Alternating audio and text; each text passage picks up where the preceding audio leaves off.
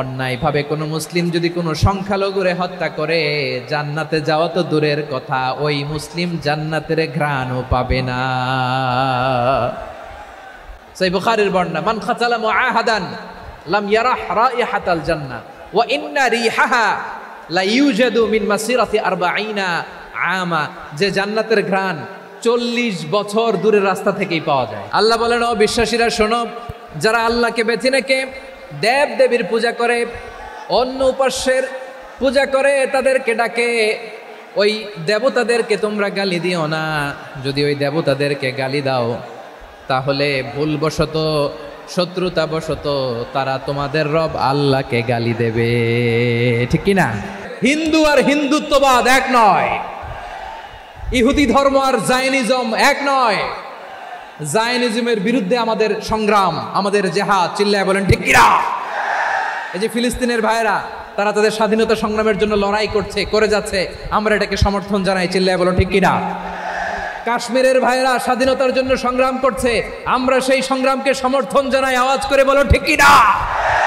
আমরা যদি এরকম ইউনাইটেড থাকি, এই সমস্ত দুর্বৃত্তদের কালো হাত ভেঙে দিতে আমাদের 1 ঘন্টাও লাগবে না। চিল্লায় বলো ঠিক কিনা? আমরা সংঘবদ্ধ থাকি। খেয়ে না খেয়ে দিন প্রচারের কাজে নিজেকে দিয়েছ বিলিয়ে, তাই ফের কাফিরেরা চিনল না সে আলো, দুষ্ট ছেলেদের পিছু দিল লেলিয়ে। পাথরের আঘাতে ক্ষত বিক্ষত হয়ে সারা শরীর থেকে রক্ত ঝরে। প্রিয় ভাইরা, আপনারা জানেন যে আমি প্রতি বিভাগে একবার করে সফর করছি। তো সেই সুবাদে রংপুর বিভাগের প্রোগ্রামটা আমি লালমনিরহাটে দিয়েছি, এবং আমি আশ্বস্ত হয়েছিলাম যে লালমনিরহাটের প্রোগ্রাম খুবই গুছালো হবে, সুষ্ঠু হবে, শান্ত হবে। সেটার নমুনা আলামত আমি দেখতে পাচ্ছি আলহামদুলিল্লাহ। সবাই খুবই সুশৃঙ্খল, লক্ষ লক্ষ তাওহীদি জনতা, পেছনে অনেকে জায়গা পায় নাই, কিন্তু কোনো আওয়াজ নাই, সবাই দাঁড়িয়ে আছে। এলইডি স্ক্রিন আছে, আপনারা স্ক্রিনে দেখতে পাচ্ছেন আলহামদুলিল্লাহ। আমি সবাইকে দেখতে পাচ্ছি, মাশাআল্লাহ মাশাআল্লাহ। এবং আলহামদুলিল্লাহ তরুণ জেনজি শ্রোতাদেরকে আমি দেখতে পাচ্ছি, তারা খুবই কোঅপারেট করার, অ্যাসিস্ট করার মানসিকতা আমার ভাইদের আছে আলহামদুলিল্লাহ আলহামদুলিল্লাহ। আমি চাইব আমরা একটু নীরব নিস্তব্ধ পরিবেশ তৈরি করার একটু চেষ্টা করব। প্রচণ্ড রোদ, আপনাদের যেমন কষ্ট হচ্ছে আমারও কষ্ট হচ্ছে। নিজ দায়িত্বে আমরা সবাই শান্ত থাকি, যাতে লালমনিরহাটের এই প্রোগ্রাম একটা ইতিহাস হয়ে থাকে বাংলাদেশে। ঠিক কিনা বলেন? এটা কোনো রাজনৈতিক সমাবেশ না, এখানে লাফালাফি, চিৎকার চেঁচামেচি, হাত দেখানোর দরকার নাই। হাত দেখানোর পর্ব শেষ। এখানেও ঠান্ডা হয়ে গেছে মাশাআল্লাহ। হ্যাঁ মাশাআল্লাহ। আমাদের ভলান্টিয়ার্স ভাইরা, আমাদের স্বেচ্ছাসেবক ভাইরা, আইন শৃঙ্খলা রক্ষাকারী ভাইরা অনেক চেষ্টা করতেছে মাশাআল্লাহ। Very good, I am very happy to C this scenario মাশাআল্লাহ আলহামদুলিল্লাহ। আমি একটু দেখতে চাই যে রংপুর বিভাগের কে কোন জেলা থেকে আপনারা এসছেন। কুড়িগ্রাম থেকে কারা এসছেন দেখি? কুড়িগ্রাম, মাশাআল্লাহ মাশাআল্লাহ। আচ্ছা, গাইবান্ধা জেলার কে আসছেন? গাইবান্ধা, হ্যাঁ মাশাআল্লাহ। ঠাকুরগাঁও অনেকে আসছেন। দিনাজপুর জেলা থেকে মাশাআল্লাহ। নীলফামারী,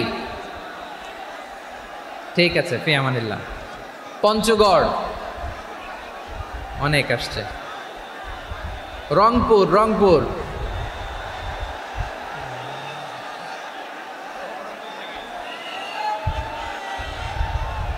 মাশাআল্লাহ মাশাআল্লাহ, ঠিক আছে। লালমনিরহাটের কারা দেখি? লালমনিরহাট,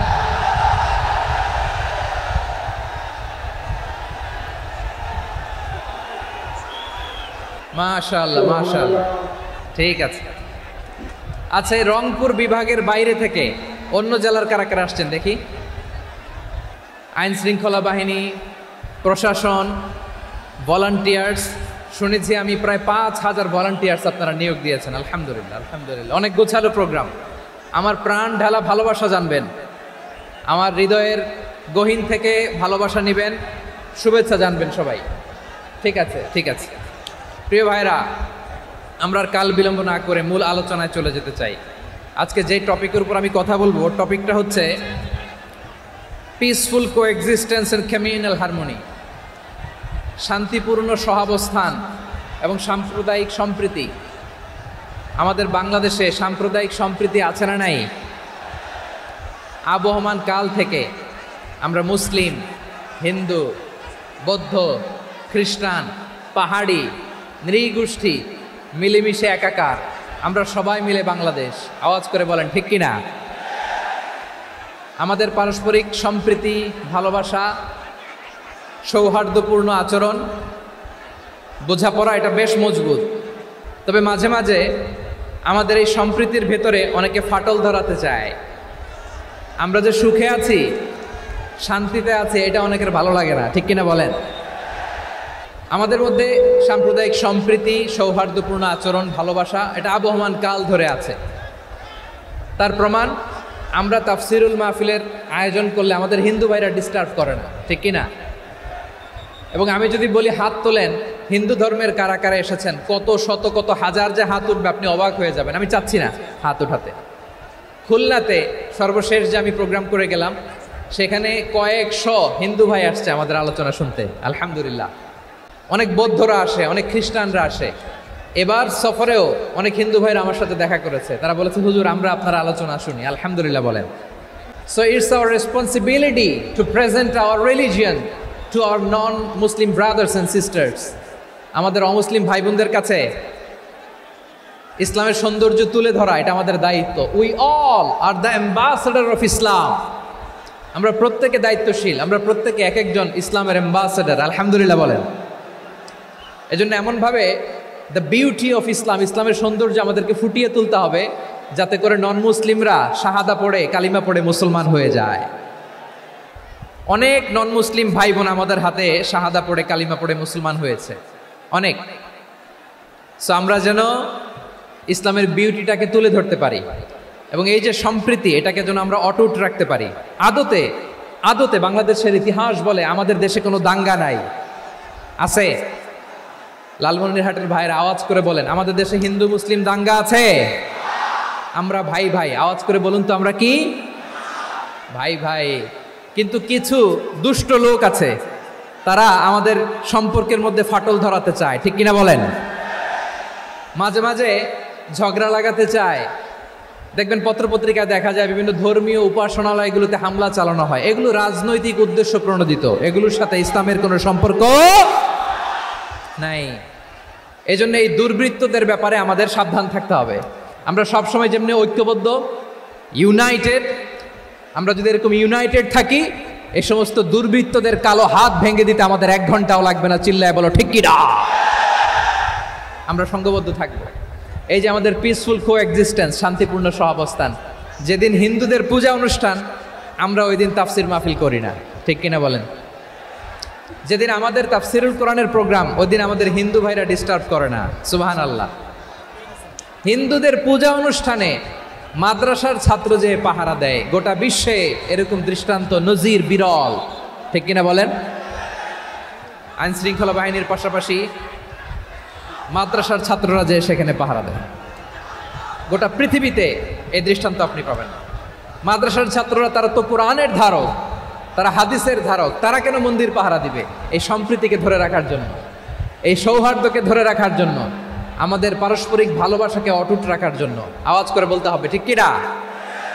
এখন বলেন, আমাদের এই ভালোবাসা অটুট থাক, আমরা চাই কি চাই না?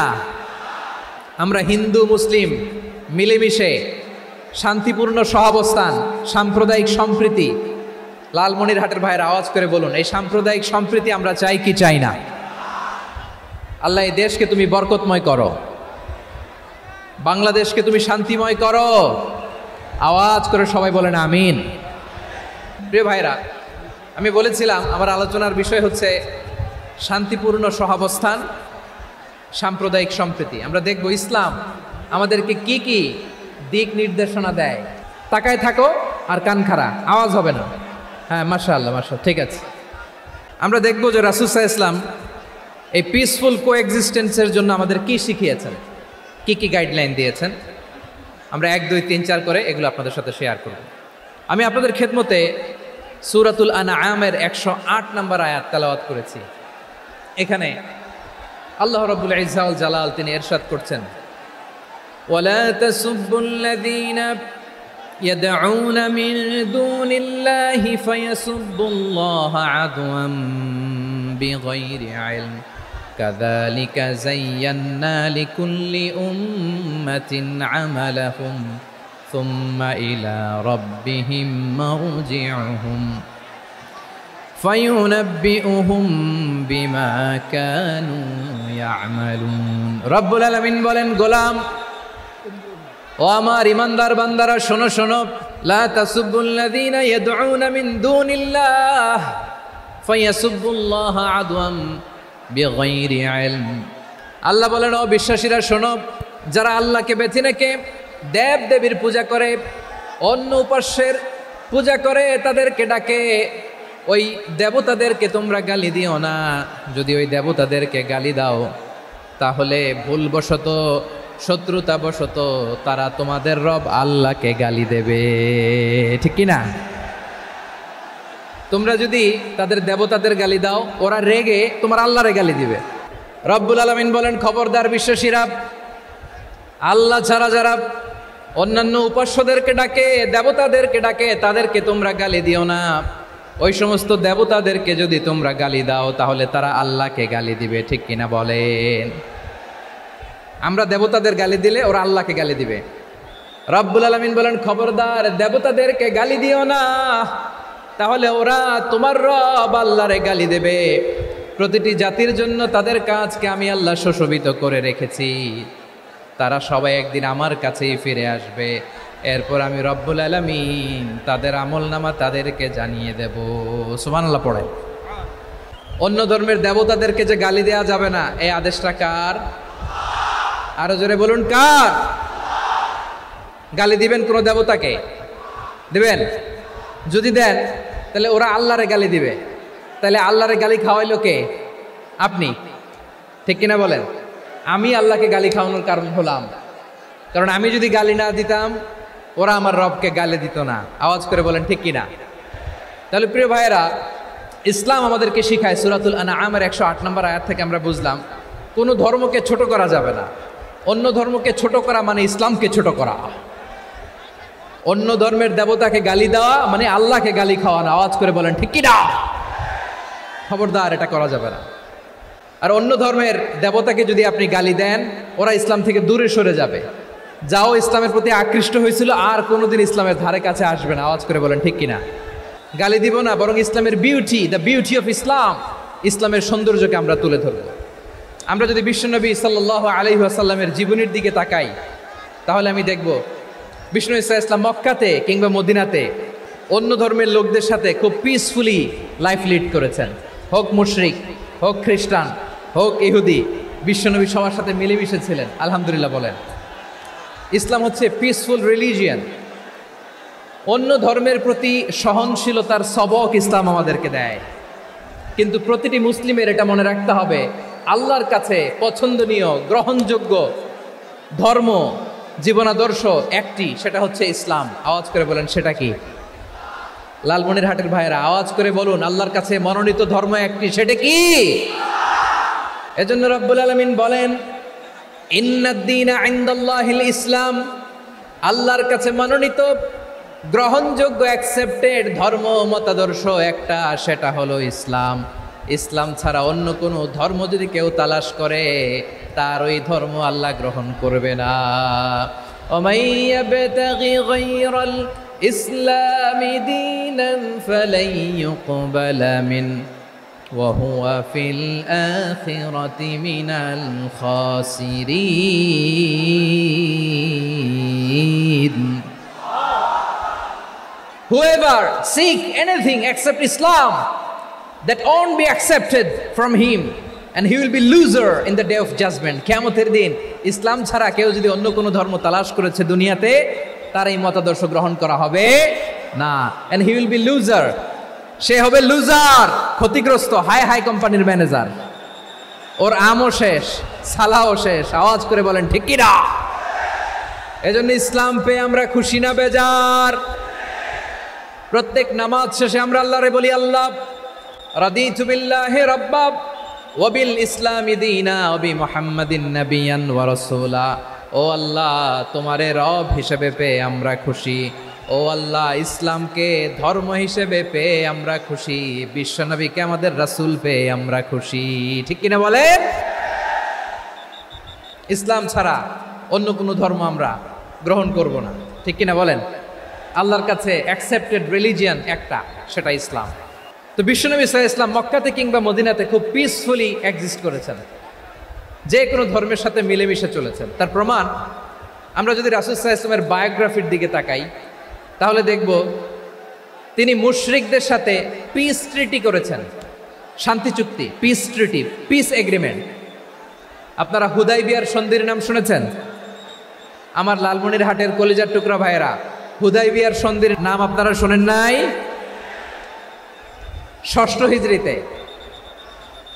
বিষ্ণু ঈসা ইসলাম মুশরিকদের সাথে এই ট্রিটি করেছেন, চুক্তি।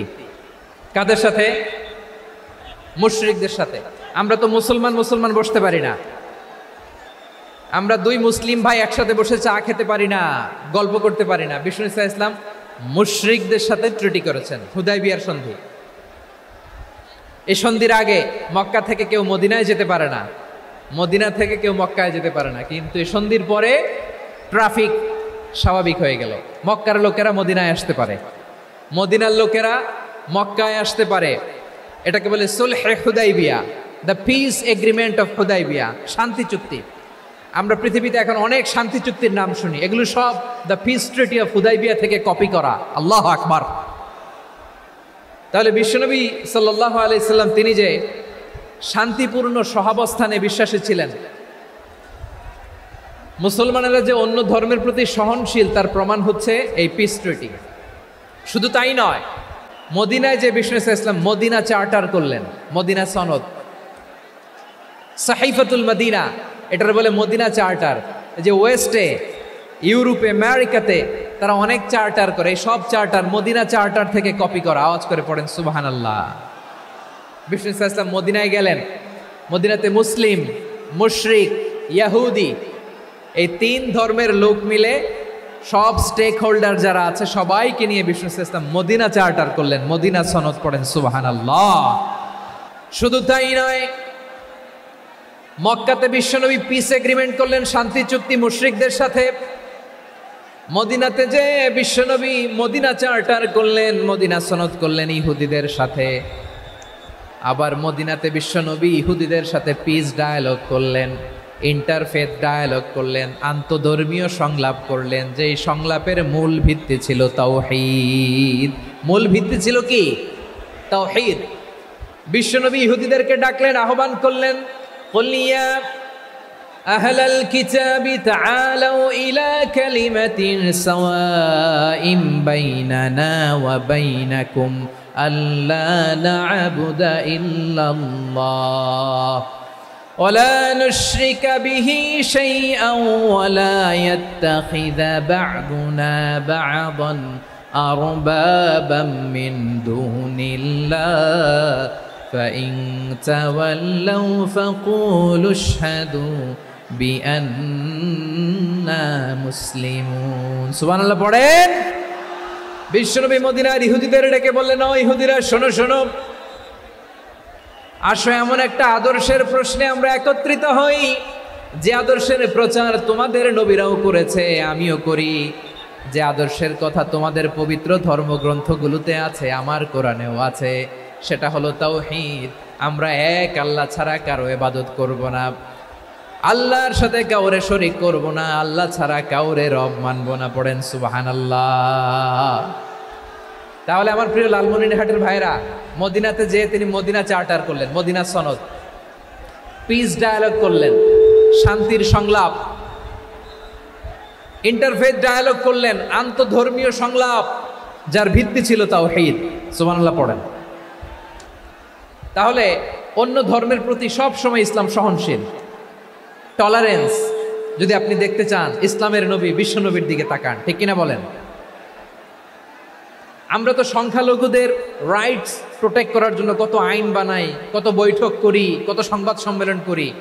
বিষ্ণু সাল্লাল্লাহু আলাইহি ওয়াসাল্লাম সংখ্যালঘুদের রাইটসের ব্যাপারে, অধিকারের ব্যাপারে যে কথা বলেছেন, শুনলে আপনি অবাক হয়ে যাবেন। বিশ্বনবী বলেন, আলা মান যালামা মুআহাদান আও ইনতাকাসাহু আও কাল্লাফাহু ফাওকা তাআতিহি আও কাল্লাফাহু ফাওকা তাকাতিহি আও আখাযা মিনহু শাইআন বিগাইরি তিবি নাফসিন ওয়া আনা হাজিজুহু ইয়াউমাল কিয়ামা। খবরদার, জেনে রেখো, কেউ যদি কোনো সংখ্যালঘুর উপরে অত্যাচার করে, কোনো সংখ্যালঘুর প্রাপ্য থেকে যদি কেউ কাউকে ঠকায়, কোনো সংখ্যালঘুর সম্পদ যদি কেউ জোর করে কেড়ে নেয়, আমি কিয়ামতের দিন বিশ্বনবী ওই সংখ্যালঘুর পক্ষে আর ওই মুসলমানদের বিপক্ষে বাদী হয়ে দাঁড়াবো। সুবহানাল্লাহ বলতে পারলেন না? আল্লাহু আকবার। আপনি নামাজি, আপনি মুসল্লি, আপনি হাজী সাহেব, তাহাজ্জুদ পড়তে পড়তে কপালে দাগ ফেলে দিছেন, আপনার প্রতিবেশী হিন্দু, ভাবছেন আমার তো পাওয়ার আছে, ওর জমিটা দখল করি। বিশ্বনবী বলেন, কিয়ামতের দিন ওই হিন্দুর পক্ষে তোর বিরুদ্ধে আমি বাদী হয়ে দাঁড়াবো। পৃথিবীর কোন ধর্মে এরকম স্টেটমেন্ট পাবেন? পাবেন? আপনি ভাবছেন আপনি নামাজ পড়লে হাজী সাহেব কপালে দাগ ফেলাই দিলে আপনি সেলসেলায় জান্নাতে চলে যাবেন না? খবরদার। বিশ্বনবী বলেন, কোন সংখ্যালঘুর উপর যদি কেউ আক্রমণ করে, তার প্রাপ্য তাকে না দিয়ে যদি তাকে ঠকায়, তার উপর জুলুম করে, তার সম্পদ যদি কেড়ে নেয়, আমি নবী, তুমি মুসলিম হইতে পারো, মুসল্লি হইতে পারো, তার পক্ষে, তোমার বিপক্ষে আল্লাহর দরবারে বাদী হয়ে দাঁড়াবো। আচ্ছা লালমনিরহাটের ভাইরা, বিশ্বনবী যদি কিয়ামতের দিন কারো বিপক্ষে দাঁড়ায়, ও তো সেলসেলায় জান্নাতি, তাই না? জান্নাতি না? যে নবীর সুপারিশ ছাড়া জান্নাতের গেটও দেখা যাবে না, ওই নবী যদি বলে তোর বিপক্ষে আমি বাদী হয়ে দাঁড়াবো, ওই জান্নাতে আর ঢোকার কোনো সুযোগ আমাদের থাকবে? এখানেই শেষ না আমার প্রিয় লালমনিরহাটের ভাইয়েরা, এখানেই শেষ নয়। বিশ্বনবী বলেন, মান কাতালা মুআহাদান, বুখারীর বর্ণনা, মান কাতালা মুআহাদান লাম ইয়ারাহ রাইহাতাল জান্নাহ। অন্যায়ভাবে কোনো মুসলিম যদি কোনো সংখ্যালঘুরে হত্যা করে, জান্নাতে যাওয়া তো দূরের কথা, ওই মুসলিম জান্নাতের ঘ্রাণও পাবে না।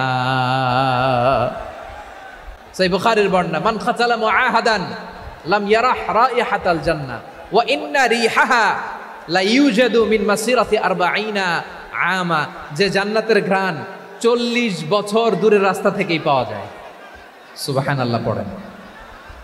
প্রিয় ভাইরা, এখান থেকে জান্নাতে পৌঁছতে লাগবে 40 বছর। এত দূর। কত বছর? সবাই বলেন কত বছর? এখান থেকে জান্নাতে পৌঁছতে লাগবে 40 বছর। এত দূরে থাকতেই জান্নাতের ঘ্রাণ আপনার নাকে এসে ধাক্কা মারবে। বিশ্বনবী বলেন, যে ব্যক্তি কোনো সংখ্যালঘুকে হত্যা করে, জান্নাতে তো ঢুকতে পারবেই না, জান্নাতের ঘ্রাণও তার নাকে লাগবে না। পড়েন না আউযুবিল্লাহ। তাহলে সংখ্যালঘুদের ব্যাপারে ইসলামে অধিকার দেয়া আছে না নাই? লালমনিরহাটের ভাইয়ের আওয়াজ করে বলেন, আমার সংখ্যালঘু হিন্দু ভাইদের রাইটস, অধিকার আমাদের ইসলামে প্রোটেক্টেড আছে না নাই? এখানেই শেষ না। বিষ্ণু ইসলাম আপনার অমুসলিম প্রতিবেশীর সাথে ভালো আচরণ করতে বলেছে। আমাদের হয় না এটা মুসলিম পাড়া, ওটা বৌদ্ধ পাড়া, হয় না? অনেক সময় হয় না এটা আমাদের মুসলিম পাড়া, ওইটা হিন্দু পাড়া, এরকম আছে না নাই? লালমনিরহাটে নাই না? আছে? হিন্দু যদি আপনার প্রতিবেশী হয় কি করবেন?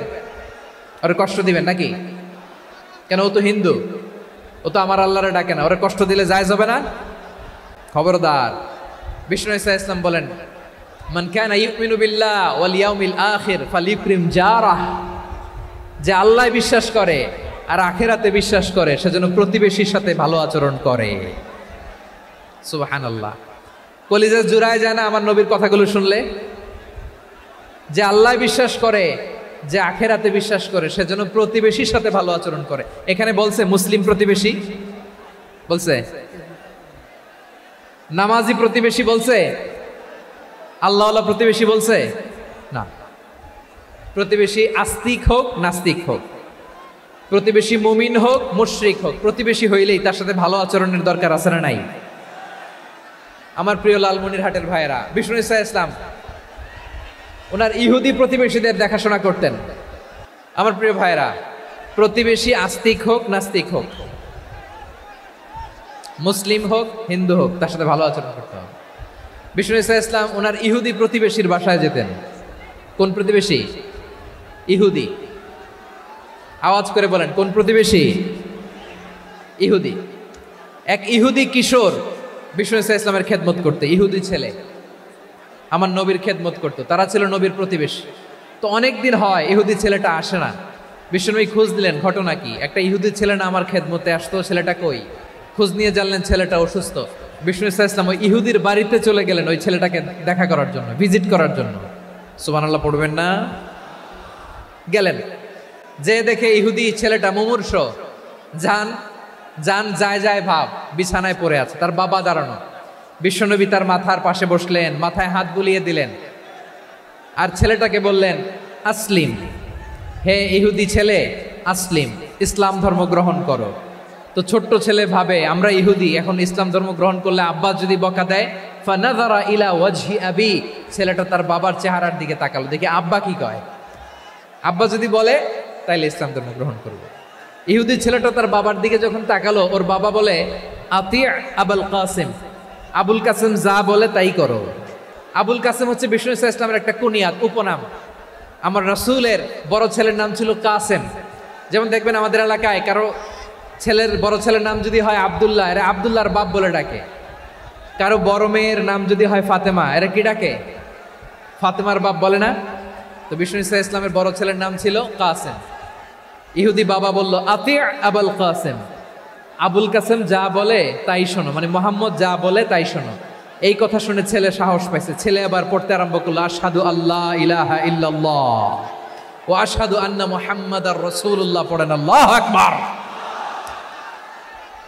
বিশ্বনবীর আহ্বান শুনে ওই আহ্বানে সাড়া দিয়ে ইহুদি ছেলে শাহাদা পড়ে মুসলমান হয়ে গেল। তার হৃদয়টার ইমানের নূর দিয়ে আলোকিত করে দিল কে?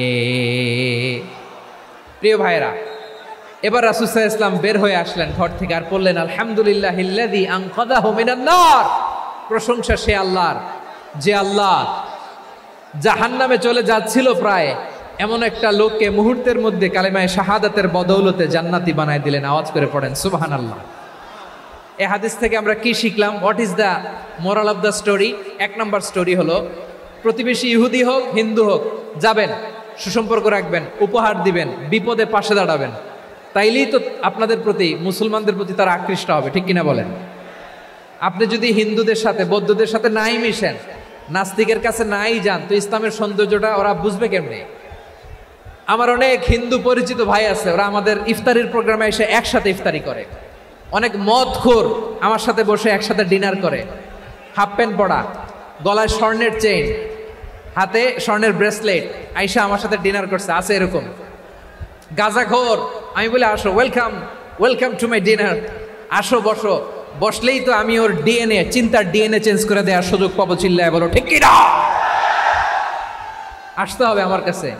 Our door is open, the door of Islam is open 24/7। সব সময় আমাদের ইসলামের দরজা আমার অমুসলিম ভাইদের জন্য খোলা আছে না নাই? এই হাদিস থেকে দুইটা শিক্ষা। এক নম্বর শিক্ষা, প্রতিবেশী মুসলিম হোক অমুসলিম হোক, যান, অসুস্থ হইলে একটু আপেল নিয়ে যান, আঙ্গুর নিয়ে যান, কমলা নিয়ে যান, তাদের সাথে ভালো আচরণ করেন। ইসলামের বিউটি দেখে, সৌন্দর্য দেখে অবাক হবে, নসিব ভালো হলে কোনোদিন কালিমা পড়ে মুসলমান হয়ে যাবে, ঠিক কিনা বলেন? তাহলে অমুসলিমের সাথে ভালো সম্পর্ক। বিশ্বনবী ইহুদির বাড়িতে গেলেন, ইহুদির বাড়ি, আর আমার মুসলমান ভাই আমার কাফের বলে, এরকম আছে না নাই? হ্যাঁ, মুসলিম মুসলিমরা দেখতে পারে না, সহ্য করতে পারে। বিশ্বনবী সাল্লাল্লাহু আলাইহি ওয়াসাল্লাম ইহুদির বাড়িতে গেলেন, এটা একটা শিক্ষা। আচ্ছা, দুই নম্বর শিক্ষা হলো, বিশ্বনবী সাল্লাল্লাহু আলাইহি ওয়াসাল্লামের খাদেম ছিল ইহুদি, এতদিন খেদমত করলো, একদিনও বিশ্বনবী ওরা কালিমার দাওয়াত দেয় নাই। কারণ কি? বিশ্বনবী একটা ভালো সময়ের অপেক্ষা করতেছিলেন, প্রপার টাইমিং। দাঈর কাজ হচ্ছে দাঈ ইলাল্লাহ, সে হচ্ছে সুযোগ সন্ধানী। দাঈ সুযোগ খোঁজে, কখন দাওয়া দিলে ব্যাটে বলে হবে, ঝোপ বুঝে কোপ মারে, ঠিক কিনা বলেন? বিষ্ণু সাল্লাল্লাহু আলাইহি ওয়াসাল্লাম ভালো সময়ের অপেক্ষা করতেছিলেন, দেখি ভালো সময় আসুক আসুক আসুক আসুক। আস্তে আস্তে এমন সময় আসছে, ছেলে এবার মুমূর্ষ, অসুস্থ ব্যক্তির হৃদয় অত্যন্ত নরম থাকে, হসপিটালে যখন কেউ যায় তার হৃদয়টা বড্ড নরম থাকে, মৃত্যুর ভয়ে তার অন্তরটা নরম থাকে, ঠিক কিনা বলেন? এই প্রপার টাইমিং এর অপেক্ষা করতেছিলেন, যখনই টাইমিং পেয়েছেন দাওয়াত দিলেন, পড়ো লা ইলাহা ইল্লাল্লাহ, সুবহানাল্লাহ পড়েন সবাই। তাহলে ইসলাম অমুসলিম প্রতিবেশীর সাথে ভালো আচরণ করতে বলে, ইসলাম অমুসলিম মাতা পিতার সাথেও ভালো আচরণ করতে বলে। মাতা পিতা যদি অমুসলিম হয় তারা ফেলে দিতে পারবেন? পারবেন? পারবেন? আমার লালমনিরহাটের ভাইরা, অনেক হিন্দু ছেলে আমাদের হাতে শাহাদা পড়ে মুসলিম হয়, কিন্তু ওর মা মুসলমান হয় নাই, বাবাও হয় নাই, এরকম আছে না নাই? তো ও হয়েছে মুসলিম, মা বাপ হিন্দু, এখন মা বাপ কি বাদ? হ্যাঁ, মা বাপ বাদ দেয়া যাবে? যেই মা আপনারে 9 মাস 8 মাস পেটে ধারণ করলো, আপনার মায়ের নার ছেঁড়া ধন, আপনি ওই মারে বাদ দিতে পারবেন? যে মায়ের বুকের তাজা দুধ খেয়ে আপনি আজকে বাড়ন্ত তাজা তরতাজা, ওই মারে বাদ দেয়া যাবে? মায়ের এক ধারে দুধের দাম, কাটিয়া গায়ের চাম, পাপোশ বানাইলে ঋণের শোধ হবে না, এমন দরদি ভাবে কেউ হবে না আমার মাহা গো, ঠিক কিনা? মাকে তো বাদ দেয়া যায় না। وَقَضَى رَبُّكَ أَلَّا تَعْبُدُوا إِلَّا إِيَّاهُ وَبِالْوَالِدَيْنِ إِحْسَانًا। আল্লাহ বলে অবধারিত দুইটা ভার্ডিক তোমাদের জন্য, এক আল্লাহর ইবাদত করবা আর মা বাবার প্রতি ইহসান করবা। আদেশটা কার? মা বাবার প্রতি ইহসান করতে হবে। আমার মা হিন্দু হোক ভালো আচরণ করতে হবে, বৌদ্ধ হোক ভালো আচরণ করতে হবে। আমার যে সমস্ত হিন্দু ভাইয়েরা মুসলিম হয়েছে, তোমাদের মা বাবা এখনো মুসলমান হয় নাই, তাদের সাথে ভালো আচরণ করতে হবে, খেদমত নিজে করতে হবে অথবা খেদমতের ব্যবস্থা করাই দিতে হবে। মান্থলি যে খরচ লাগে এটা দিতে হবে। আরে তুমি এখন মুসলিম, তোমার মা বাবা হিন্দু, এখনই তো সুযোগ ইসলামের সৌন্দর্য দেখানো। এখন মা বাবা যদি দেখে আরে এটা হিন্দু থাকতে তো বদমাইশ ছিল, বেয়াদব ছিল, কি এমন ধর্ম সে গ্রহণ করলো যেটা গ্রহণের সাথে সাথে সে পাল্টে গেল? কি এমন ধর্ম সে গ্রহণ করেছে যেটা তার জীবনকে আলোকিত করে দিয়েছে? নসিব ভালো হইলে তারাও কালিমা পড়ে মুসলমান হয়ে যাবে। বিষ্ণু ইসলামের স্ত্রীর নাম ছিল আয়েশা রাদিয়াল্লাহু তাআলা আনহা, আবু বকর রাদিয়াল্লাহু তাআলা আনহুর মেয়ে। আবু বকর রাদিয়াল্লাহু তাআলা আনহুর আরেক মেয়ের নাম হচ্ছে আসমা। কি নাম? দুজনই আবু বকর রাদিয়াল্লাহু তাআলা আনহুর মেয়ে, আসমা আর আয়েশা। নাম দুইটা কেমন লাগে? আসমা নামটা কেমন লাগে? আয়েশা নামটা কেমন লাগে? লালমনিরহাটে অনাগত যদি কন্যা সন্তান হয়, যদি মনে চায় আসমা রেখে দিতে পারবেন, যদি মনে চায় আয়েশা রেখে দিয়েন। দেশে বিদেশে এয়ারপোর্টে রাস্তা ঘাটে শুধু বলে হুজুর একটা নাম দেন, আমার ছেলের একটা নাম দেন, মেয়ের একটা নাম দেন। তো আমার মনে আছে যশোরের আবদিনের মাহফিলে আমি একটা দুইটা নাম দিয়েছিলাম। আজকে লালমনিরহাটের এই প্রোগ্রামে কন্যা সন্তান যদি হয় দুটা নাম দিলাম, আসমা কিংবা আয়েশা। ইনশাআল্লাহ পড়েন। দুজন বোন, এক মায়ের না, বাবা এক মা দুইজন। আয়েশা রাদিয়াল্লাহু তাআলা আনহার মায়ের নাম উম্মে রুমান, আর আসমা রাদিয়াল্লাহু তাআলা আনহার মায়ের নাম কুতাইলা বিনতে আব্দুল উজ্জা। আবু বকর রাদিয়াল্লাহু তাআলা আনহু 4টা বিয়ে করেছিলেন। তো একই ঘটনা ঘটেছে এই ফ্যামিলিতে। আসমা ইসলাম ধর্ম গ্রহণ করে মুসলিমা, কিন্তু তার মা কুতাইলা মুশরিকা। আওয়াজ করে বুঝে থাকলে বলেন, আসমার মা মুশরিকা। তার মানে মেয়ে মুসলিম, মা অমুসলিম। ভেজাল আছে না নাই? কিন্তু কুতাইলা আর ধৈর্য ধারণ করতে পারে না। নার ছেঁড়া ধন, কলিজার টুকরা ধন, কলিজার টুকরা সন্তান আসমারে দেখতে বড্ড মন চায়। সাইয়েদনা আসমা রাদিয়াল্লাহু তাআলা আনহা মক্কা থেকে হিজরত করে মদিনায় চলে গেলেন। হুদাইবিয়ার পর যখন মক্কা মদিনার ট্রাফিক স্বাভাবিক হলো, মক্কার লোক মদিনায় যায়, মদিনার লোক মক্কায় আসে।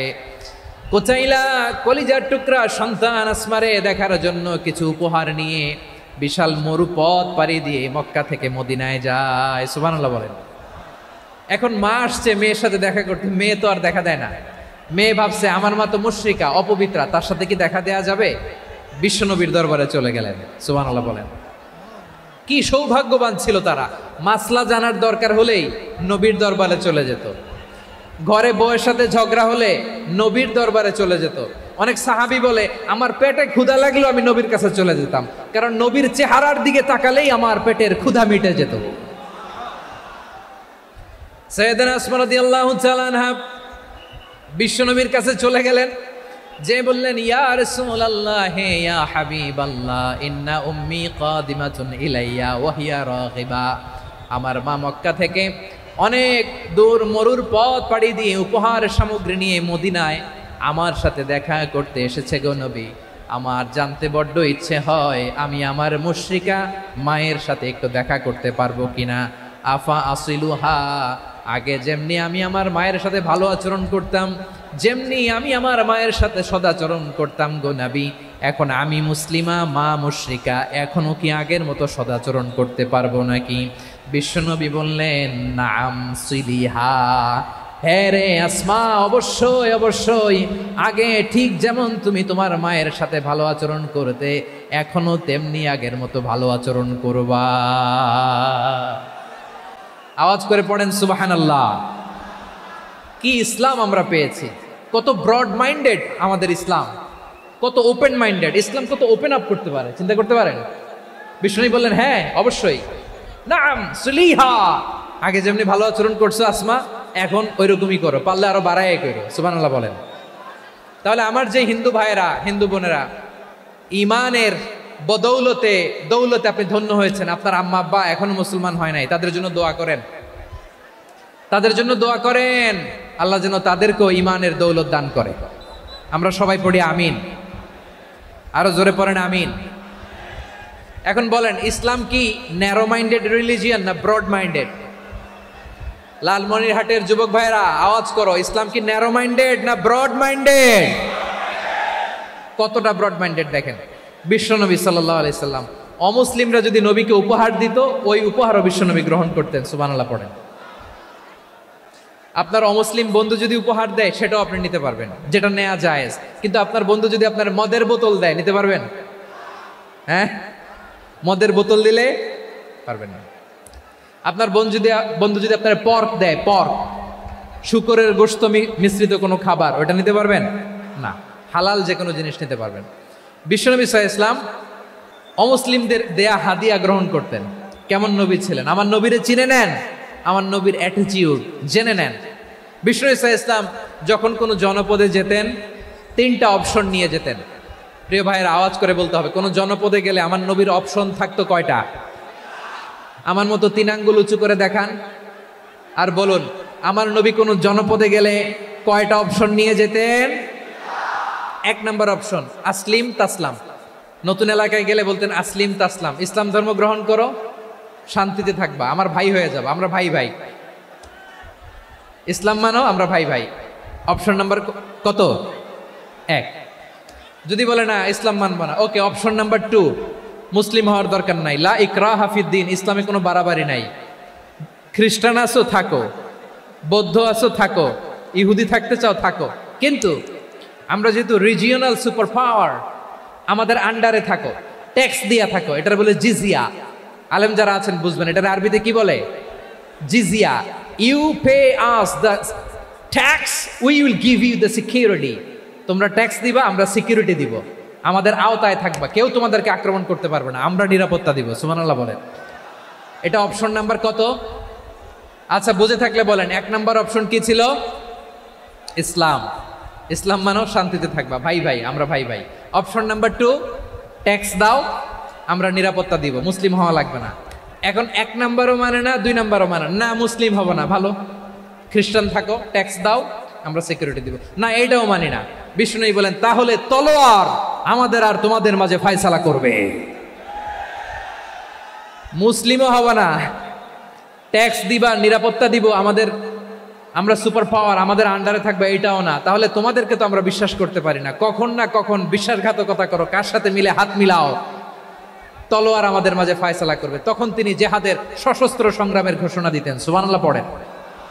দেখেন, পশ্চিমারা জেহাদকে এইভাবে চিত্রায়িত করে না। ওরা জেহাদ বলতে বোঝায় তলোয়ার, হাত কাটো, গলা কাটো, না। জেহাদ সশস্ত্র সংগ্রাম 3 নম্বরে। অধিকাংশ ক্ষেত্রেই বিশ্বনবীর সুন্দর আচরণ দেখে আরে আমার নবীর যে নুরানি চেহারা, অনেকে তো কেবল সিরেফ চেহারাটা দেখেই কালিমা পড়ে মুসলমান হয়ে গিয়েছে। যারা মুসলিম হয় নাই তারা তাদের ইসলামেই বলবৎ ছিল, ট্যাক্স দিয়ে ইসলামের আন্ডারে ছিল। যারা এটাও মানে নাই ওইটাও মানে নাই তাদের বিরুদ্ধে জেহাদ। বিষ্ণু ইসলাম 7ম হিজরিতে যখন খায়বার বিজয়ের পরে ইসলাম রিজিওনাল সুপার পাওয়ার হিসেবে আত্মপ্রকাশ করলো, বিশ্বনবী চিঠি লিখলেন অন্যান্য সুপার পাওয়ারের কাছে, রাষ্ট্রীয় চিঠি লেখে এক রাষ্ট্রপ্রধান আরেক রাষ্ট্রপ্রধানের কাছে, ঠিক কিনা বলেন? জানেন না আপনারা? এই যে 24-এর ছাত্র নাগরিক অভ্যুত্থানে, এই অভ্যুত্থান যখন শুরু হয় আমি তখন সাউথ আফ্রিকাতে, একটা স্ট্যাটাস দিয়েছিলাম, কোটা নয় গোটা দেশ সংস্কার করা লাগবে। শুধু বাংলাদেশ নয়, সারা বিশ্বের বাংলা ভাষাভাষী লোকেরা এই আন্দোলনের সাথে সমর্থন তারা করেছে, এটাকে সাপোর্ট করেছে, তারা সমর্থন দিয়েছে। আমাদের ইউনাইটেড আরব আমিরাতের বাংলাদেশি ভাইয়েরা তারা সেখানে রাস্তায় নেমে এসেছিল, জানেন? ওইখানে ডেমনস্ট্রেশন করা যায় না, সেখানকার সরকার তাদেরকে যাবজ্জীবন দিয়েছিল। তখন আমাদের এই যে প্রধান উপদেষ্টা ডক্টর মোহাম্মদ ইউনূস সরাসরি G2G বলে, এটারে G2G, government to government, G2G, উনি চিঠি লিখলেন যে তাদেরকে, ইউর হাইনেস, হে সম্মানিত আমির, আপনি আমার এই চিঠির কারণে আমার সম্মানে এই 53 জন বাংলাদেশিকে মাফ করে দেন। এই চিঠির বদৌলতে বেকসুর খালাস পেয়ে গিয়েছিল আমাদের ভাইরা। জানেন না এই ঘটনা আপনারা? তাহলে গভর্নমেন্ট টু গভর্নমেন্ট চিঠি দেওয়া হয়। 7ম হিজরিতে বিষ্ণু ইসলাম সব সুপার পাওয়ারের কাছে চিঠি দিলেন, রোমান সম্রাটের কাছে, পারস্য অধিপতির কাছে, মিশরের অধিপতির কাছে, সবার কাছে চিঠি লিখলেন। চিঠির ভাষা ছিল এরকম, মিন মুহাম্মাদিন রাসূলিল্লাহ ইলা মুকাওকিস আযীমিল কিবত, মুহাম্মদ রাসূলুল্লাহর পক্ষ থেকে মিশরের বাদশার কাছে, আসলিম তাসলাম, ইসলাম মানো শান্তিতে থাকবা, সালামুন আলা মান ইত্তাবা আল হুদা, শান্তি তার জন্য যে হেদায়েতের অনুসরণ করে। সুবহানাল্লাহ পড়েন। তো এই চিঠি অনেকে ভালোভাবে রিসিভ করেছে, অনেকে এই চিঠি পাওয়ার পরে নবীর কাছে আবার ইন রিটার্ন উপহার পাঠিয়েছে। কি পাঠিয়েছে? উপহার। মিশরের বাদশা মুকাওকিস তিনি বিশ্বনবীকে বিশাল এক উপহারের ডালি পাঠিয়েছেন। মিশরের বাদশা মুকাওকিস ছিলেন ধর্মে খ্রিস্টান। লালমনিরহাটের ভাইয়েরা আওয়াজ করে বলেন, মিশরের বাদশা ধর্মে কি ছিল? খ্রিস্টান। কি উপহার দিয়েছিল আমার নবীকে? শুনতে মনে চায়? আওয়াজ নাই লালমনিরহাটের গলায়, শুনতে মনে যায়? 1000 স্বর্ণমুদ্রা, 1000 স্বর্ণমুদ্রা। 2টা খ্রিস্টান দাসী, একজনের নাম মারিয়া বিনতে শামউন আল কিবতিয়া, আরেকজনের নাম সিরিন বিনতে শামউন আল কিবতিয়া। একজন খ্রিস্টান দাস 20 থান কাপড় জামা বানানোর জন্য, আমরা নবী যেন সেলাই করে জামা বানাতে পারে এজন্য 20 থান কাপড়, 20 থান ফাইন গার্মেন্ট। সুবহানাল্লাহ পড়বেন না? এরপরে একটা গাধা যেটার নাম ছিল উফাইর, আর একটা খচ্চর, এটার নাম ছিল দুলদুল। খচ্চর চিনেন? গাধা আর ঘোড়ার ক্রসিং এ যে প্রাণীটা দুনিয়াতে আসে ওটার খচ্চর বলে। তো এই যে সুপার পাওয়ার খ্রিস্টান বাদশার কাছে নবী চিঠি লিখলেন, ওই খ্রিস্টান বাদশা আমার নবীকে উপহার দিল। বিশ্বনবী এই উপহারগুলো সানন্দে গ্রহণ করেছে। সুবহানাল্লাহ পড়বেন না? তাহলে অমুসলিম কেউ যদি আপনাকে উপহার দেয়, হালাল উপহার হলে আপনি গ্রহণ করতে পারবেন। অনুরূপভাবে পারস্যের বাদশা, রোম সম্রাট বিশ্বনবীকে উপহার পাঠিয়েছেন, আমার নবী সবগুলো উপহার গিফট গ্রহণ করেছেন। সুবহানাল্লাহ বলেন। তাহলে প্রিয় লালমনিরহাট আওয়াজ করে বলুন, ইসলাম কি ন্যারো মাইন্ডেড রিলিজিয়ন না ব্রড মাইন্ডেড? আম্মাজান আয়েশার কাছে মাসালা জানতে চায় মেয়েরা, হে আম্মাজান, অগ্নি উপাসকেরা তাদের ঈদের দিন নওরোজের সময় আমাদেরকে পাখি দেয়, নেওয়া যাবে? উনি বললেন, ওরা জবাই করে দিলে নেওয়া যাবে না, কিন্তু ওরা যদি ফলমূল এরকম খাবার দেয় এগুলো নেওয়া যাবে। তার মানে অমুসলিমদের দেয়া উপহার এটা গ্রহণ করা যায়। সুবহানাল্লাহ বলেন। শুধু তাই নয়, বিষ্ণু ঈসা ইসলাম অমুসলিমদের সাথে আর্থিক লেনদেনও করেছেন, ফিনান্সিয়াল ডিলিং করেছেন। অমুসলিমদের সাথে প্রয়োজনে আপনি ফিনান্সিয়াল ডিলিং করতে পারবেন। আমরা প্রায় দেখি বাজারের মিষ্টির দোকানগুলো আমার হিন্দু ভাইদের, তারপরে যে বারবার শপ চুল কাটে যে নাপিত, অধিকাংশ নাপিতের দোকানে কারা? আমার হিন্দু ভাইরা। তা আপনি চুল কাটতে পারবেন কিনা? পারবেন কিনা বলেন? পারবেন। তার দোকান থেকে দই মিষ্টি কিনতে পারবেন কিনা? হ্যাঁ, আমার মুসলিম ভাইয়ের দোকান থাকলে ওইটারে আমি বেশি প্রায়োরিটি দিব, ঠিক কিনা? কিন্তু যদি তাদের সার্ভিস নিতে চান, প্রোডাক্ট নিতে চান, পারবেন। তার দলিল সহিহ বুখারী, আম্মা জান আয়েশা রাদিয়াল্লাহু তাআলা আনহা বলেন, ইশতারা রাসূলুল্লাহ সাল্লাল্লাহু আলাইহি ওয়াসাল্লাম মিন ইয়াহুদিয়িন তুআমান ওয়া রাহানাহু দিরআহু মিন হাদিদ। রাসূল সাল্লাল্লাহু আলাইহি ওয়াসাল্লাম এক ইহুদির কাছ থেকে, কার কাছ থেকে? সবাই বলে নাই, কার কাছ থেকে? আমার নবী, পেয়ারা নবী এক ইহুদির কাছ থেকে জব কিনেছিল, জব, বার্লি, যেটা দিয়ে রুটি বানায়। ওই জবের দাম দেওয়ার টাকা পয়সা নবীর কাছে ছিল না, ফলে নবী ওনার একটা পোশাককে মর্গেজ রেখেছিলেন, মর্গেজ, বন্ধক, যে এখন এটার দাম দিতে পারবো না, কয়েক কেজি বার্লি নিয়ে যাই আর বন্ধক হিসেবে আমার জামাটা রেখে গেলাম, যেই দিন দাম দিব ওই দিন জামাটা ছুটায় নিয়ে যাব। সুবহানাল্লাহ পড়বেন না? বাকিতে নিছিলেন, বাকিতে। দিরআহু মিন হাদিদ, লোহার তৈরি বর্ম, মানে যুদ্ধের পোশাক, লোহা দিয়ে বানানো। বিশ্বনবী বললেন, কয়েক কেজি জব দাও, টাকাটা পরে দিব, এখন টাকা নাই, বন্ধক হিসেবে, মর্গেজ হিসেবে আমার জামা রেখে গেলাম, যখন টাকা দিব জামা ছুটায় নিব। আওয়াজ করে বলতে হবে সুবহানাল্লাহ। এ থেকে বোঝা গেল অমুসলিমদের সাথে ফিনান্সিয়াল ডিলিং করা যায়, অর্থনৈতিক লেনদেন করা যায়, কেনাবেচা করা যায়, প্রোডাক্ট কেনা যায়। এমনকি আমাদের মসজিদে নববীতে বারান্দায় আপনারা একটা অটোমেটিক ফ্লাইং আমব্রেলা দেখছেন? সূর্য যখন বাড়ে মসজিদে নববীর বারান্দায় ইয়ার্ডের মধ্যে অটোমেটিক্যালি কিছু আমব্রেলা আছে, সাঁ করে খুলে যায়, আর সূর্যের তাপ লাগে না। আবার সন্ধ্যাবেলায় এই আমব্রেলাগুলো ওরা ক্লোজ করে ফেলে, দেখেন নাই না? দেখছেন? এই মসজিদে নববীকে সর্বোচ্চ উন্নত মানের কনস্ট্রাকশন ইনফ্রাস্ট্রাকচারে ডেভেলপ করার জন্য কর্তৃপক্ষ কিছু অমুসলিম ইঞ্জিনিয়ারের, ডিজাইনারের সহায়তা নিয়েছিল। সুবহানাল্লাহ বলেন। কোন দলিলের ভিত্তিতে? এই দলিলের ভিত্তিতে যে বিষ্ণু ঈসা ইসলাম অমুসলিমদের সাথেও লেনদেন করেছেন। আওয়াজ করে বলতে হবে আল্লাহু আকবার। শুধু তাই নয়, ইন কেস অফ ইমার্জেন্সি, প্রয়োজনে ইসলামের খাতিরে, ইসলামকে সামনের দিকে এগিয়ে নিয়ে যাওয়ার জন্য অমুসলিমদের সাপোর্ট নেওয়া জায়েজ আছে। সুবহানাল্লাহ বলেন। অমুসলিমদের সাপোর্ট নেয়া, তাদের থেকে অর্থ নেয়া, পলিটিক্যাল সাপোর্ট, পলিটিক্যাল অ্যাসাইলাম নেওয়া জায়েজ আছে। আমাদের অনেক বিশ্ববরেণ্য দায়ীরা আমেরিকায় অস্থায়ীভাবে অ্যাসাইলাম নিয়ে থাকে, নিজের দেশে গেলে ফাঁসিতে ঝুলাই দিবে। যুগ যুগ ধরে দায়ীদের উপরে এরকম অত্যাচার আর নির্যাতন আছে না নাই?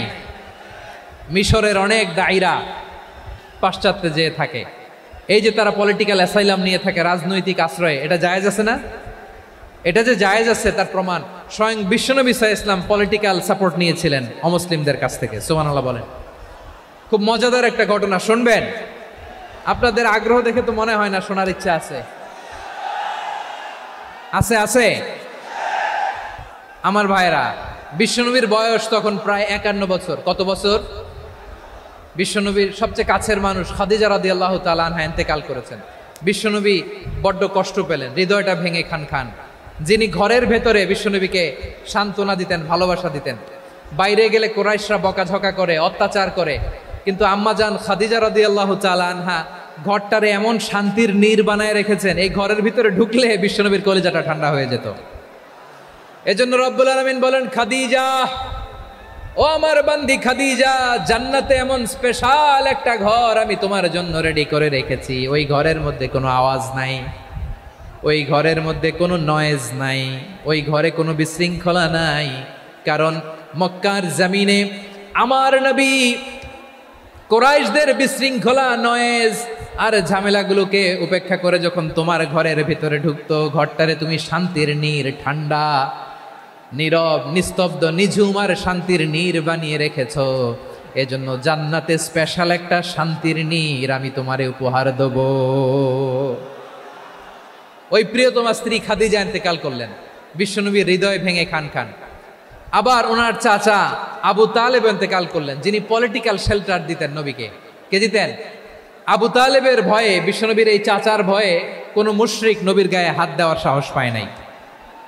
এখন স্ত্রীও নাই, চাচাও নাই, নবীকে আশ্রয় দেওয়ার কেউ নাই।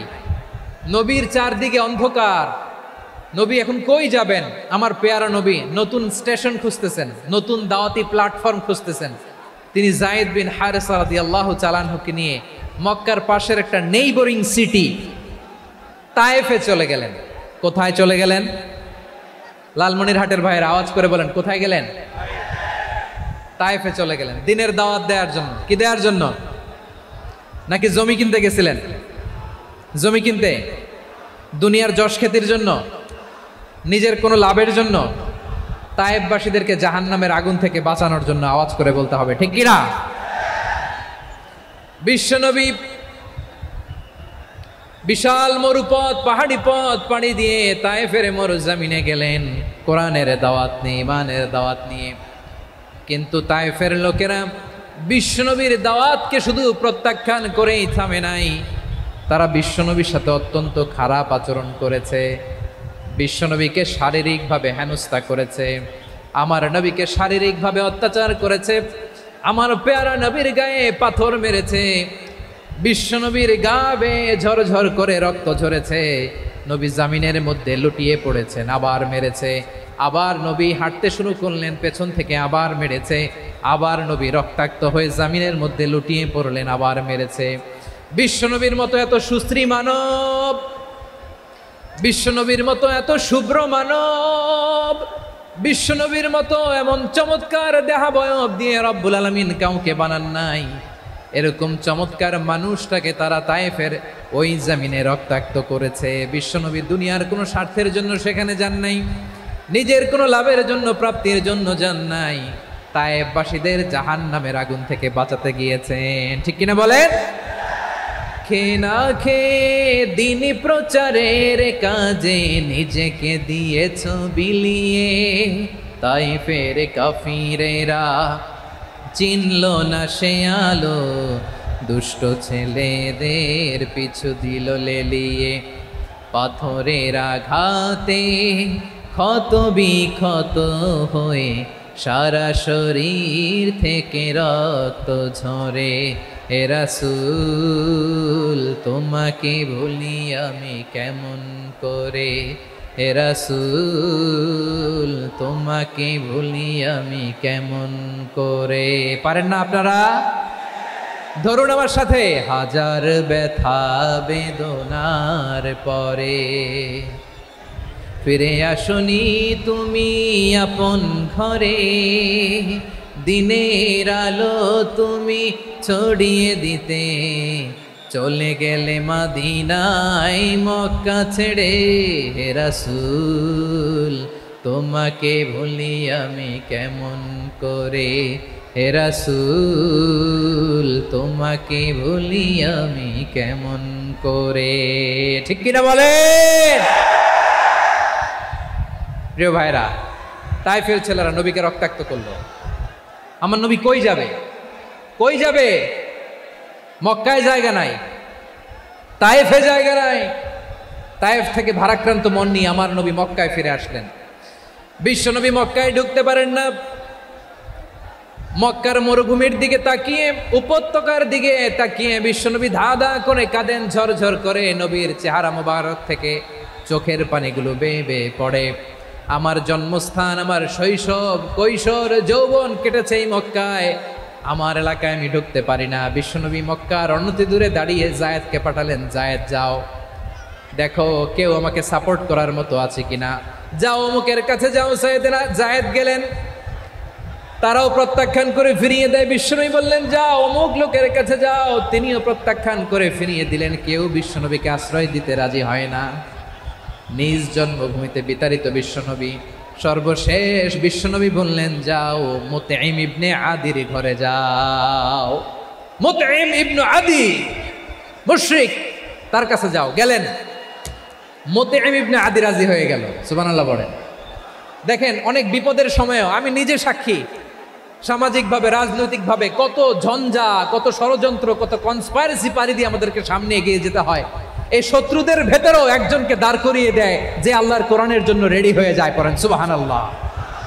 মুতঈম ইবনে আদি, আল্লাহ তার মনকে নরম করে দিলেন। মুতঈম বলে, মুহাম্মদ আমি তোমাকে আশ্রয় দিব। তার দুই ছেলেকে পাঠালেন, যাও খোলা তলোয়ার নিয়ে, স্কট দিয়ে, গার্ড অফ অনার দিয়ে মুহাম্মদকে মক্কায় ঢুকাও, আর বলো আমি আমান দেব। আমান কি দিব? আমান মানে সিকিউরিটি, নিরাপত্তা। সিকিউরিটি ছাড়া, আমান দেওয়া ছাড়া কেউ থাকতে পারতো না মক্কায়। দুই ছেলে বিষ্ণু ঈসা ইসলামকে নিয়ে আসলো। নবী কাবার চারদিকে তাওয়াফ করলেন, নামাজ পড়লেন। আবু জাহেল, উতবা, সাইবা, ওয়ালিদ ইবনে মুগীরা সবাই দেখে, কেউ কিছু করতে পারে না। কারণ মুতঈম ইবনে আদি ঘোষণা দিয়েছেন, আমি মুহাম্মদকে আমান দিয়েছি, মুহাম্মাদের গায়ে যেন কেউ স্পর্শ না করে। আওয়াজ করে পড়েন সুবহানাল্লাহ। নবীর এই বিপদকালে মুহূর্তে মুতঈমের হৃদয়টারে নরম করে দিল কে? আচ্ছা, লালমনিরহাটের ভাইয়েরা বলেন, এই মুতঈম কি মুসলিম ছিল না মুশরিক? সবাই বলতে হবে, মুসলিম না মুশরিক? তাহলে মুশরিকের কাছ থেকে নবী পলিটিক্যাল অ্যাসাইলাম, আধুনিক রাষ্ট্রবিজ্ঞানের ভাষায় পলিটিক্যাল অ্যাসাইলাম, যেটাকে বলে রাজনৈতিক আশ্রয়, ওনার আমান বা নিরাপত্তার এই ঘোষণায় তিনি মক্কায় ঢুকলেন। যতদিন নিরাপত্তা ছিলেন। মুতঈম যখন মারা গেল, বিষ্ণু ঈসা ইসলাম হিজরত করে মদিনায় চলে গেলেন। সুবহানাল্লাহ। কিন্তু মুতঈম যে বিশ্বনবীর উপকার করছে, এটা বিশ্বনবী ভুলে নাই।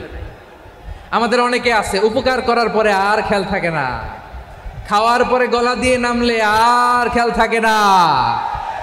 এরকম আছে না নাই? আমার নবী ভুলে নাই। বদরের প্রান্তরে 70 জন কাফেরকে যখন বন্দী করে বিশ্বনবীর সামনে হাঁটু গেড়ে দাঁড় করানো হলো, বসানো হলো, 70 জন কাফের। কয়জন? বিশ্বনবী তাদের দিকে তাকিয়ে বললেন, সহিহ বুখারীর বর্ণনা, লাউ কানাল মুতঈম ইবনে আদি হাইয়ান সুম্মা কাল্লামানি হাউলাইন নাতনা লা তারাকতুহুম লাহু।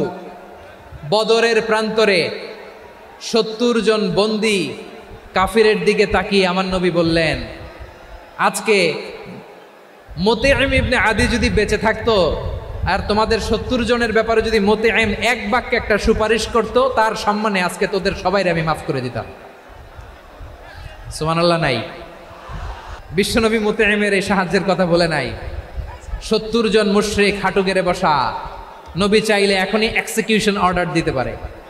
তিনি বললেন, আজকে যদি মুতঈম বেঁচে থাকতো আর মুতঈম যদি তোদের জন্য সুপারিশ করতে, এই আবর্জনাগুলোর ব্যাপারে সুপারিশ করতে, আমি মুহূর্তেই তোদেরকে এমনি মাফ করে দিতাম। এবার বলেন, ইসলাম কি ন্যারো মাইন্ডেড না ব্রড মাইন্ডেড? শুধু তাই নয়, যাকে যে সম্মান দেয়ার আমার নবী দিতেন, হোক আস্তিক হোক নাস্তিক, হোক মুসলিম হোক অমুসলিম। বিষ্ণু ঈসা ইসলাম যখন রোমান সম্রাটের কাছে চিঠি লিখেছেন, আমার প্রিয় লালমনিরহাটের ভাইরা, অল্প কয়েক মিনিট কয়েকটা জরুরি কথা বলবো, এদিকে তাকান, এদিকে। রোমান সম্রাটের কাছে বিশ্বনবী যখন চিঠি লিখলেন মিন মুহাম্মদ রাসূলিল্লাহ ইলা হিরাকলা আযীমির রোম, মুহাম্মদের পক্ষ থেকে হিরাক্লিয়াসের কাছে, যিনি হচ্ছেন আযীমির রোম। এটা নবী নিজ থেকে বানায় লিখছেন, অতিরিক্ত সম্মান দিয়ে। কোন রাষ্ট্রপ্রধান যখন আসে, তাদেরকে আমরা কি বলি জানেন? তার নামের শেষে HE এটা লিখতে হয়, H.E. মানে হিজ এক্সেলেন্সি। কি লেখে? হিজ এক্সেলেন্টি, অথবা ইউর হাইনেস, ইউর ম্যাজেস্টি। দেখেন, বিশ্বনবী সাল্লাল্লাহু আলাইহি ওয়াসাল্লাম সব নবীদেরও নবী। তিনি একজন মুশরিক খ্রিস্টান সম্রাট, রোমান সম্রাটের কাছে চিঠি লিখতে যেয়ে লিখতেছে, ইলা হিরাকলা আযীমির রোম, হিরাক্লিয়াসের কাছে আমার চিঠি, যিনি রোমের আযীম, হিজ হাইনেস, মানে রোমের অনেক সম্মানিত এক বাহাদুর। আওয়াজ করে বলেন সুবহানাল্লাহ। তার মানে যাকে যে সম্মান দেয়ার, এটা বিশ্বনবী দিতেন। এমনকি যেই ইহুদিরা ভালো ছিল, এই ইহুদিদেরও প্রশংসা করেছেন বিশ্বনবী মুহাম্মদুর রাসূলুল্লাহ সাল্লাল্লাহু আলাইহি ওয়াসাল্লাম। এক ইহুদির প্রশংসা করেছেন বিশ্বনবী। ইহুদির কার? আমি তো আমার ভাইয়ের প্রশংসা করি না, আমি তো এক আলেম আরেক আলেমরে স্পেস দেই না, আমি তো এক দায়ী আরেক দায়ীর সাথে বসতে চাই না। আমার নবী ইহুদির প্রশংসা করে। কার প্রশংসা? ওই ইহুদির নাম ছিল মুখাইরেক। সিরাত গ্রন্থ ঘাটলে পাবেন। তিনি বলেছেন, মুখাইরেক খাইরু ইয়াহুদ, Mukhayriq is the best of the Jews. জুইসদের মধ্যে সে সবচেয়ে ভালো। কেন প্রশংসা করলেন তার? এর কারণ মদিনা চার্টারে কথা ছিল, সব ধর্মের মুসলিম, মুশরিক, ইহুদিরা মিলে মদিনাকে রক্ষা করবে। কিন্তু 3য় হিজরিতে যখন উহুদের যুদ্ধ শুরু হলো, সবার কথা ছিল, যেই আক্রমণ করে আমরা মদিনাকে বাঁচাবো। কোন শহরকে বাঁচাবো? মদিনাকে। কিন্তু কুরাইশরা যখন অ্যাটাক করলো, ইহুদিরা আর আসে না, ইহুদিরা আর বেরোয় না। বিষ্ণু বললেন, ওহে ইহুদিরা, তোমরা না চুক্তি করলে আমার সাথে যে মদিনা বাঁচাতে সবাই ঝাঁপিয়ে পড়বো, আসো। একটা ইহুদিও বেরোয় না, কেউ আসে না সেদিন, একজন ছাড়া। তার নাম মুখাইরেক। তার নাম কি? মুখাইরেক বাহাদুরের মতো ঘোড়সাওয়ার হয়ে বেরিয়ে গেলেন এবং বললেন, গোটা ইহুদি সাম্রাজ্যের একজনও যদি না আসে, আমি মুখাইরেককে কেউ ঘরে আটকে রাখতে পারবে না। বেরিয়ে আসলেন, এসে বললেন, আমি মুহাম্মদের পক্ষে যুদ্ধ করব। আমি মারা গেলে আমার সম্পদ আমার উত্তরাধিকারীরা পাবে না, আমার সম্পদ তোমরা মুহাম্মদকে দিয়ে দিবা। সুবহানাল্লাহ বলেন। উহুদের ময়দানে 70 জন মুসলমান শহীদ হলো। এই ইহুদি সেও মুসলমানের পক্ষে যুদ্ধ করে নিহত হলো। সুবহানাল্লাহ বলেন। মুসলিমদের লাশ যখন নিয়ে আসা হলো, এই মুখাইরিকের লাশও নিয়ে আসা হলো। মুসলিমদের লাশের পাশে মুখাইরিকের লাশ দেখে বিশ্বনবী মুখাইরিকের প্রতি অনেক খুশি হলেন। আর বিশ্বনবী খুশি হয়ে বললেন, মুখাইরিক খৈরু ইয়াহুদ, মুখাইরিক যদিও তুমি ইহুদি, তারপরেও তুমি সব ইহুদিদের মধ্যে সেরা ইহুদি। পড়েন সুবহানাল্লাহ। আমার নবী ইহুদিকেও সম্মান দিতে কার্পণ্য করে নাই। আওয়াজ করে বলেন আল্লাহু আকবার। প্রিয় ভাইরা, এবার সর্বশেষ আওয়াজ করে বলেন, ইসলাম কি ন্যারো মাইন্ডেড নাকি ব্রড মাইন্ডেড? সবাই বলেন, ন্যারো মাইন্ডেড না ব্রড মাইন্ডেড? এজন্য অমুসলিম হইলেই তারা আমাদের শত্রু নয়। শত্রু কারা? এই লালমনির হাটের ভাইরা শোনেন, শত্রু কারা? যে সমস্ত অমুসলিম আমাদেরকে নিশ্চিহ্ন করে দিতে চায়, যে সমস্ত অমুসলিম আমাদের ভূখণ্ড থেকে আমাদেরকে তাড়িয়ে দিতে চায়, যে সমস্ত অমুসলিম আমার ধর্ম নিয়ে তুচ্ছতাচ্ছিল্য করে চিল্লায় বলেন ঠিক কিনা, তারা আমাদের শত্রু। সাধারণ অমুসলিমরা আমার শত্রু নয়। এই যে হিন্দুরা থাকে, এরা আমার ভাই, বৌদ্ধরা আমার ভাই, খ্রিস্টানরা আমার ভাই, ইহুদিরা আমার ভাই। তারা দিনই ভাই নয়, তারা মায়ের পেটের ভাই নয়, তারা মানবিক দিক থেকে ভাই। ও মানুষ, আমিও মানুষ। ইসলাম মানুষকে সম্মান করে, চিল্লায় বলো ঠিক কিনা। যারা আমাদের অস্তিত্বকে নিশ্চিহ্ন করতে চায়, যারা আমাদের ভূখণ্ডকে দখল করতে চায়, যারা আমাদেরকে নিয়ে মকারি করে, ফান করে, টিটকারি করে, আমার ধর্ম নিয়ে খেলা করে, তাচ্ছিল্য করে, ওদের বিরুদ্ধে আমাদের জিহাদ। সাধারণ মুসলিম আমাদের শত্রু নয়। আপনি জানেন নিউ ইয়র্কে, আমি তো নিউ ইয়র্কে ছিলাম অনেকদিন, ওখানে ফিলিস্তিনিদের পক্ষে যখন আমরা মিছিল করেছি, অনেক ইহুদি আমাদের সাথে মিছিলে দাঁড়িয়েছে। কারণ ওরাও জানে এই ভূখণ্ড ফিলিস্তিনিদের ভূখণ্ড। আওয়াজ করে বলো লালমনিরহাট ঠিক কিনা। ইসরায়েলের রাজধানী খোদ তেল আবিবে অনেক ইহুদিরা বেঞ্জামিন নেতানিয়াহু তার বিরুদ্ধে মিছিল করেছে। তো তারা কি আমাদের শত্রু? না। অনেক খ্রিস্টান আমাদের সাথে আমাদের স্বার্থ রক্ষায় আমাদের পাশে দাঁড়িয়েছে। খেয়াল রাখবেন, হিন্দু আর হিন্দুত্ববাদ এক নয়, ইহুদি ধর্ম আর জায়নিজম এক নয়। জায়নিজমের বিরুদ্ধে আমাদের সংগ্রাম, আমাদের জেহাদ। চিল্লায় বলেন ঠিক কিনা। এই যে ফিলিস্তিনের ভাইয়েরা, তারা তাদের স্বাধীনতা সংগ্রামের জন্য লড়াই করছে, করে যাচ্ছে, আমরা এটাকে সমর্থন জানাই। চিল্লায় বলো ঠিক কিনা। কাশ্মীরের ভাইয়েরা স্বাধীনতার জন্য সংগ্রাম করছে, আমরা সেই সংগ্রামকে সমর্থন জানাই। আওয়াজ করে বলো ঠিক কিনা। যারাই আমাদের ইসলামকে নিশ্চিহ্ন করতে চায়, তাদের বিরুদ্ধে আমাদের সংগ্রাম। আওয়াজ করে বলতে হবে ঠিক কিনা। ওই সমস্ত দুর্বৃত্তদের সাথে আমাদের কোনো সম্পর্ক নাই। আমরা যদি ঐক্যবদ্ধ থাকতে পারি, ওই দুর্বৃত্তরা চান্স পাবে না। আমরা ঐক্যবদ্ধ থাকতে রাজি আছি। লালমনিরহাটের ভাইয়েরা, আমরা ঐক্যবদ্ধ থাকলে ওই দুর্বৃত্তদের কালো হাত ভেঙে দিতে আমাদের সময় লাগবে না। তাদের কালো হাত ভেঙে দিতে রাজি আছো মুসলমান? কারা কারা রাজি? দু হাত তুলে দেখাও।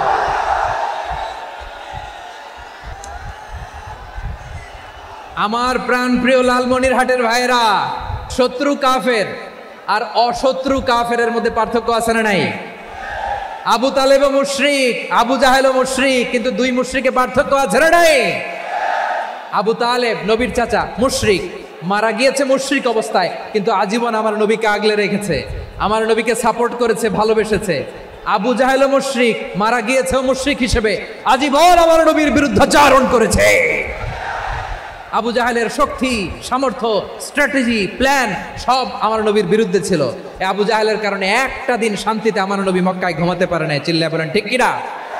এজন্য রব্বুল আলামিন বলেন, লা ইয়ানহাকুমুল্লাহু আনিল্লাযীনা লাম ইউকাতিলুকুম ফিদ-দীনি ওয়া লাম ইখরিজুকুম মিন দিয়ারিকুম আন তাবাররুহুম ওয়া তুকসিতু ইলাইহিম ইন্নাল্লাহা ইউহিব্বুল মুকসিতিন।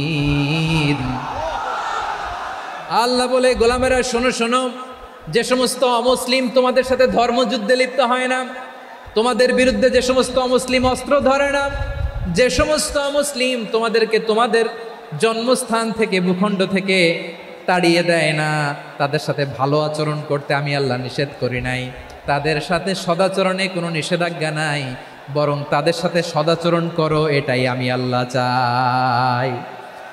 তাহলে আমার যে অমুসলিমরা আমাদের সাথে শত্রুতা করে না, তুচ্ছতাচ্ছিল্য করে না, আমাদের ভূমি থেকে আমাদেরকে উচ্ছেদ করতে চায় না, আমাদের বিরুদ্ধে অস্ত্র ধরে না, ওই অমুসলিম ভাইদের সাথে আমাদের কোনো দ্বন্দ্ব আছে? কোনো বিরোধ আছে? বরং আছে ভালোবাসা। বরং আছে কি? এই ভালোবাসা দিয়ে আমরা বিশ্ব জয় করব। রাজি আছো মুসলমান? আমাদের পুঁজি ভালোবাসা। আমাদের পুঁজি কি? এবার আওয়াজ করে বলেন আমার এই পুরো আলোচনা থেকে, the religious coexistence, peaceful coexistence, শান্তিপূর্ণ সহাবস্থান, কমিউনাল হারমোনি, এই সাম্প্রদায়িক সম্প্রীতি, এই আলোচনা থেকে কি বুঝলেন? ইসলাম কি ন্যারো মাইন্ডেড না ব্রড মাইন্ডেড? এই ব্রড মাইন্ডেড হৃদয় নিয়ে, ভালোবাসা দিয়ে আমরা বিশ্ব জয় করতে চাই। রাজি আছেন? আল্লাহ কবুল করুক। আমরা সবাই পড়ি আমিন। লালমনিরহাটের জেলা স্টেডিয়ামে আমার প্রিয় মায়েরা, বোনেরা, আপনাদের জন্য একটা হাদিস বলে শেষ করব। বিশ্বনবী বলেন, আমার মায়েরা খেয়াল করে শুনুন, বিশ্বনবী আপনাদের উদ্দেশ্য করে বলেন, আল মারআতু ইযা সাল্লাত খামসাহা ওয়া সামাত শাহরাহা হাফিজাত ফুরুজাহা আতাআত বা'লাহা ফালতাদখুল মিন আইয়ি আবওয়াবিল জান্নাতি শাআত। বিশ্বনবী বলেন, ও রমণীরা, ও নারীরা, যে সমস্ত নারী এই 4টা কাজ করবে, এই 4টা কাজের গ্যারান্টি দিবে, তাদেরকে জান্নাতের 8টা দরজার গ্যারান্টি দেয়া হবে। কি 4টা কাজ? 1 নম্বর, আল মারআতু ইযা সাল্লাত খামসাহা, যে নারী 5 ওয়াক্ত নামাজ পড়ে। কি করে? জেলা স্টেডিয়ামে অবস্থানরত আমার নারীরা, বোনেরা, বিশ্বনবী আপনাদেরকে 4টা কাজের কথা বলেছেন, খুব বেশি না। 4টা করলে 8 জান্নাতের দরজা সব খোলা। কোনটা দিয়ে যাবেন? যেটা দিয়ে মনে চায়। 1 নম্বর 5 ওয়াক্ত নামাজ। আমার বোনেরা জোহরের নামাজ পড়তে পড়তে এটা আসরে নিয়ে যায়, আসর পড়তে পড়তে এটা মাগরিবে নিয়ে যায়। এরকম আসরে নাই? লালমনিরহাটে হয়তো নাই। আমার বোনেরা এটা করবেন না। ইন্নাস সালাতা কানাত আলাল মুমিনিনা কিতাবাম মাওকুতা, সময় মতো পড়বেন। সামাত শাহরা, রমাদানের রোজাগুলো রাখবেন। হাফিজাত ফুরুজাহা, যে নারী তার চরিত্রকে হেফাজত করে, তার প্রাইভেট হেফাজত করে, তার লজ্জাস্থান হেফাজত করে। ও মায়েরা, আপনার এই গর্ভ যে কত দামি আপনি জানেন না। আপনার এই গর্ভ থেকে জন্মাবে আগামীর সালাহুদ্দিন আল আইয়ুবী। আপনার গর্ভ থেকেই জন্মাবে ইমাম আল মাহদি আল মুনতাজার। আপনার পেট থেকে জন্মাবে আবু সাইদের মতো বীর সৈনিক। আপনার পেট থেকে জন্মাবে মুগ্ধের মতো বীর মুজাহিদ। আপনি জানেন না কে আসবে আপনার পেট থেকে। সময়টাকে কাজে লাগান, ইসলামকে বুঝেন, মানেন, আমাদের ইসলামিক লেকচারগুলো শোনেন। আমরা যে বার্তাগুলো, ইনস্ট্রাকশনগুলো, দিক নির্দেশনাগুলো আপনাদের খেদমতে রাখি, এগুলো মেনে চলুন। আপনিই পারেন আপনার ঘরটাকে জান্নাতের টুকরা বানাতে। একটা family, it's a very big institution and you are the MD, the managing director of this institution. চিল্লায় বলেন ঠিক কিনা? চাইলেই পারেন ঘরটারে জান্নাতের টুকরা বানাতে। 5 ওয়াক্ত সালাত, রমাদানের রোজা, নিজের চরিত্রের হেফাজত, ও আতাআত বা'লাহা, স্বামীর আনুগত্য। এটাতে অনেকে ভুল করে থাকে। হায় রে আমার বোনেরা, স্বামীর আনুগত্যকে এটা নিজের অপমান মনে করবেন না। আপনার স্বামী আপনার সবচেয়ে বড় গার্ডিয়ান, তিনি আপনার সবচেয়ে ভালো চায়। নারী কখনো গার্ডিয়ানশিপের বাইরে থাকতে পারে না। হয় আপনি বাবার গার্ডিয়ানশিপের ভেতরে, বাপ না থাকলে ভাই আপনার গার্ডিয়ান, ভাই না থাকলে চাচা গার্ডিয়ান, বিয়ের পরে আপনার স্বামী আপনার গার্ডিয়ান। শরিয়া সম্মত স্বামীর আদেশগুলো আপনি মেনে চলবেন, কিন্তু শরিয়া বিরুদ্ধ কোনো আদেশ মানতে আপনি বাধ্য নয়। আওয়াজ করে বলুন সবাই ঠিক কিনা? এই 4টা কাজ যদি কোনো নারী করে, বিশ্বনবী বলেন জান্নাতের 8টা দরজা খোলা। তোমার যেটা দিয়ে মনে চায় সেটা দিয়ে জান্নাতে তুমি এন্ট্রি নিতে পারবা। আমরা এখানে লালমনিরহাটের সোহরাওয়ার্দী ময়দানে আজকে যেমন একত্রিত হতে পারলাম, আল্লাহর জান্নাতেও যেন একত্রিত হতে পারে। আল্লাহ তুমি তৌফিক দান করো। আল্লাহ আমার এই কলিজার টুকরা যুবক ভাইদেরকে তুমি ওমরে ফারুকের মতো কবুল করো। জেলা স্টেডিয়ামে অবস্থানরত আমার মা বোনদেরকে তুমি ফাতেমার মতো, খাদিজার মতো কবুল করো। আমাদের কলিজার টুকরা সন্তানদেরকে তুমি সালাউদ্দিন আল আইয়ুবীর মতো কবুল করো। এই যে ইসলামিক সোসাইটি লালমনিরহাটকে আল্লাহ তুমি কবুল করো। বিশ্ব মানবতার পক্ষে বলেন আজহারী, মজলুম জনতার পক্ষে বলেন আজহারী, আল কুরআনের পক্ষে বলেন আজহারী, রাসূলের সুন্নাহর পক্ষে বলেন আজহারী, মিজানুর রহমান আজহারী, মিজানুর রহমান আজহারী, মিজানুর রহমান আজহারী, মিজানুর রহমান আজহারী।